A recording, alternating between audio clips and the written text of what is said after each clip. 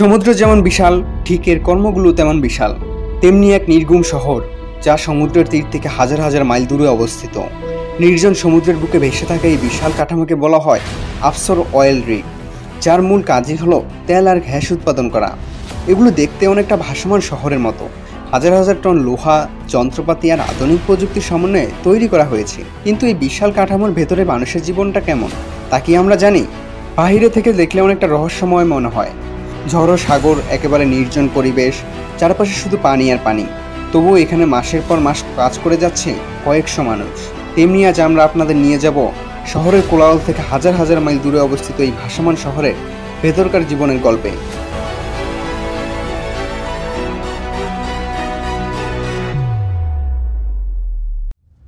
সাধারণত এটিকে সমুদ্রের একদম গভীরে তৈরি করা হয়েছে, কারণ এই জায়গাতেই থাকে তেলের ভান্ডার।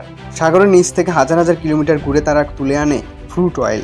কিন্তু এর পেছনে যারা দিনরাত পরিশ্রম করেন তাদের জীবন একেবারেই ভিন্ন। অনেকেই ভাবে হয়তো এখানে বিলাসবহুল জীবন, কিন্তু বাস্তবে প্রতিটি দিন এক ধরনের যুদ্ধ। যারা প্রথমবার আসে তাদের কাছে এটা যেন এক নতুন পৃথিবী। একবার লিগে পৌঁছালে তারা যেন বন্দি এক শহরে ঢুকে পড়ে, যেখান থেকে মাসের পর মাস বাহিরে যাওয়ার কোনো সুযোগ নেই। তবে সত্যিকার অর্থে এই তেলের রিগগুলোতে জীবন এবং কাজ দুটোই অত্যন্ত চ্যালেঞ্জিং এবং একদমই অনিরাপদ। তেলের রিগ্রেডের যে কোনো একজন শ্রমিকের দৈনিক রুটিন দেখলেই বোঝা যাবে যে সেটা আসলে ঠিক কতটা ভয়ঙ্কর। অয়েল রিগে কাজ করার জন্য একজন ব্যক্তিকে অবশ্যই উপযুক্ত পোশাক পরতে হয়। তাই রিগে প্রবেশ করার সময় নতুন ক্রু সদস্যদের নিরাপত্তা চশমা, হেলমেট, প্রতিরক্ষামূলক পোশাক এবং স্টিলের বুট দেওয়া হয়। তাছাড়া কাজের আগে এবং কাজ চলাকালীন সময়ে একটা নির্দিষ্ট রুটিন মেনে চলতে হয়। এই তেলের রিগ কর্মীরা সাধারণত সকাল, বিকেল এবং সন্ধ্যায় খাবারের জন্য বিরতি সহ 8 থেকে 12 ঘন্টা শিফটে কাজ করে। একজন শ্রমিককে নাইট শিফটেও কাজ করতে হয়। যেহেতু 24 ঘন্টা নন স্টপ এবং সপ্তাহে 7 দিন একটানা চলতে থাকে, তার জন্য শ্রমিককে নাইট শিফটেও কাজ করতে হয়। এটা শুনতে বেশ কঠিন এবং অক্লান্ত পরিশ্রমের কাজ মনে হলেও মজার ব্যাপার হলো 2 সপ্তাহ কাজের পরে শ্রমিকরা পায় 3 সপ্তাহের ছুটি। তাছাড়া রিগে বসবাস করার সময় শ্রমিকদের খাবার, লন্ড্রি বা থাকার জায়গা নিয়ে চিন্তা করতে হয় না, কারণ অয়েল রিগগুলোতে সাধারণত একটা ধূমপানের জায়গা থাকে। আর সেখানে আবার ধূমপায়ীদের জন্য লাইটারও দেওয়া হয়, কারণ ধূমপান এলাকার বাইরে এই লাইটারগুলো ব্যবহার করা নিষেধ। কারণটা বুঝতেই পারছেন। এছাড়া সিনেমা দেখার ব্যবস্থা রয়েছে। প্রতিটা ঘরে টেলিভিশন, জিম, টেবিল টেনিস খেলার সুযোগ সুবিধা এবং ইন্টারনেট সংযোগের সাথে কম্পিউটারও আছে। এগুলো শুনলে আপনাদের হয়তো মনে হতে পারে অয়েল রিগে থাকা প্রতিটা ইঞ্জিনিয়ার, চিকিৎসক, ক্যাটারিং কর্মী এবং অন্যান্য কর্মীদের জন্য এখানকার জীবন খুবই আনন্দদায়ক। কিন্তু না, তাদের প্রত্যেকের এখানে সময় কাটে চরম ঝুঁকির মধ্যে। তাই এসব কর্মীদের সবসময় সতর্ক থাকার এবং সতর্কতার সাথে কাজ করার নির্দেশ দেওয়া হয়। অয়েল ক্রু মেম্বারদের কাজের সময় অনেকটাই নির্ভর করে তারা কখন রিগে পৌঁছায় এবং সেখানকার কাজের পরিস্থিতির উপরে।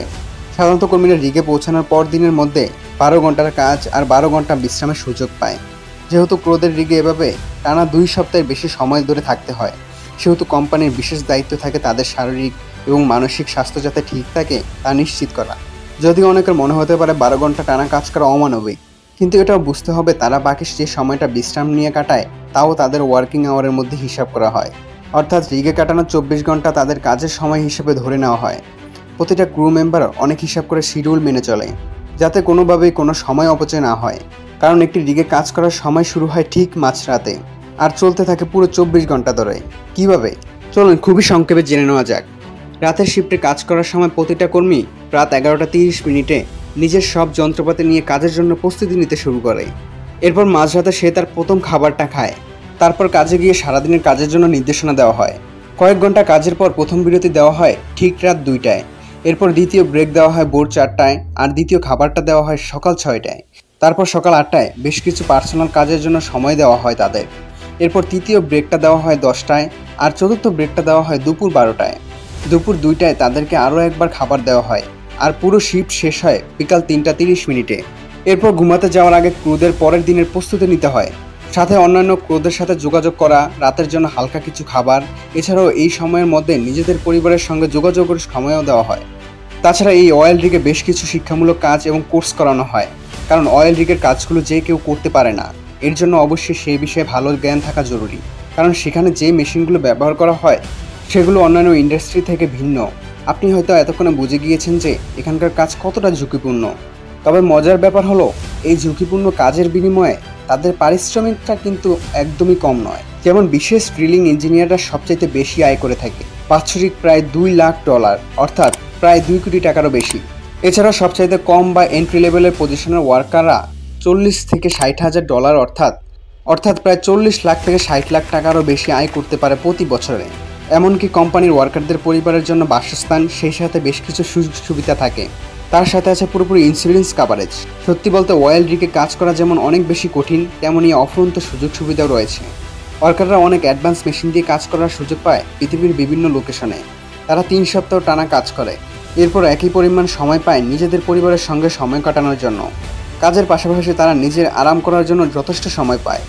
তবুও এই জীবন কিছু মানুষের কাছে রোমাঞ্চকর, কারণ প্রতি মাসে মোটা অঙ্কের বেতনের কারণে এখানে কাজে আসে। দিন শেষে যখন ক্লান্ত শরীর নিয়ে কর্মীরা নিজেদের কেবিনে ফিরে আসে, তারা তখন জানলার বাইরে তাকায়। চারদিকে কেবল অন্ধকার সমুদ্র আর দূরে ছোট ছোট আলোর বিন্দু। সেই মুহূর্তে মনে হয় তারা যেন পৃথিবী থেকে বিচ্ছিন্ন এক ভিন্ন গ্রহে বসবাস করছে। অফশোর অয়েল রিগের জীবন আসলেই রহস্যময়, যেখানে প্রতিটা দিন নতুন অভিজ্ঞতা, নতুন ভয় আর নতুন একটি দিন নিয়ে আসে।